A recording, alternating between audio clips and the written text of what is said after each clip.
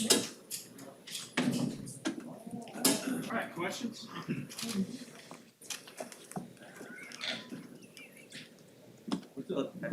What's it like to you to play in a, I guess, Nebraska-Oklahoma game, that history, that kind of get the juices going? Yeah, I think it's a really cool opportunity for us to be able to spark that rivalry back, dating back to the Big 12. You know, everyone knows the big-time rivalry games like Ohio State, Michigan, Alabama, and Auburn, and then there's Nebraska-Oklahoma. In my opinion, you know, it's right up there with those big-time rivalries. You know, those two programs would always compete back whenever we were playing together in the Big 12, and you know, it's something that we look forward to playing in. So far, I mean, through three games, I know the first game you were kind of working your way back still, but how do you feel you've played? I mean, what's sort of your summary of your game so far? Yeah, I'm not satisfied with how I've been playing. You know, I need to tighten up, that's for sure. There's things that I always need to work on, and I just need to get better from my own perspective. Hey, Turner, has Coach Frost or anybody spoken to you guys just about the kind of the mission of this series with Oklahoma? Because you know, when it was going good, none of you guys were born. Right. He briefly touched on it this morning, but you know, I'm sure as the week goes along, he's definitely gonna speak about it some more. What was his message?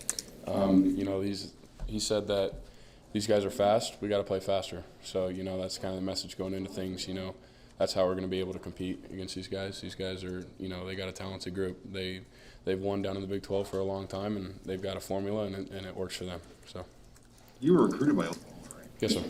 But I mean, what did you? I mean, was it kind of down in Nebraska and Oklahoma for you? I mean, Ohio State too. Yeah. Those three schools were high up on my list whenever recruiting was going on.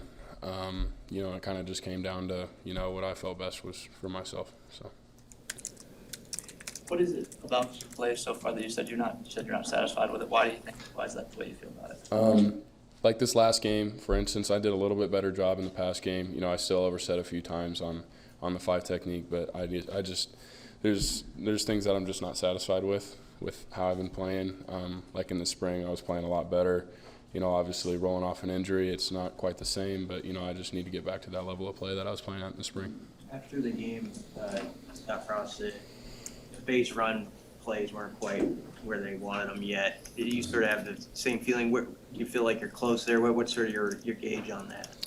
Yeah, like I said, you know, I'm not satisfied with how the offensive line's playing, and none of us are. You know, it's not just me, it's not just Coach Austin, it's all of us. We're a unit, and we all think and feel the same thing all the time.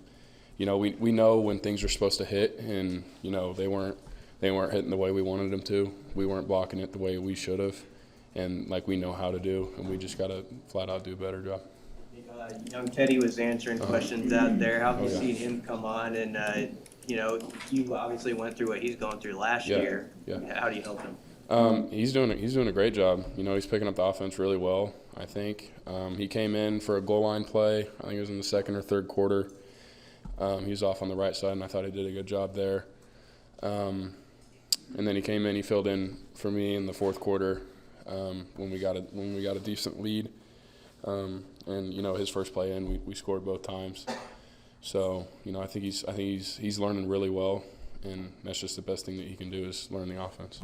Could you kind of address the change in how redshirting works nowadays, where you know you got 4 games and you can still retain that year? You know, kind of going through that last year as a true freshman yourself. Mm-hmm.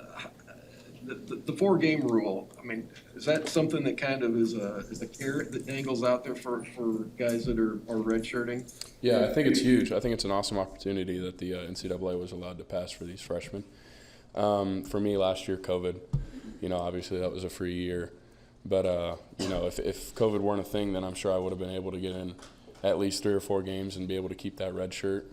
I think, like I said, it's a great opportunity for people to make the transition from high school to college, and you know, it's just an amazing opportunity for young kids to get playing time. Can you imagine how hard that would be? You know, like back in years before, where you know you're not going to play. Yeah, like it's definitely hard being able to not play because, you know, that's all you've been doing your whole life is, you know, you've been the guy throughout high school, and then when you get to college, you know, they tell you you're going to have to sit out a year. It sucks. It's just how it is. And then NCAA came and passed that rule, and, you know, it's been pretty cool.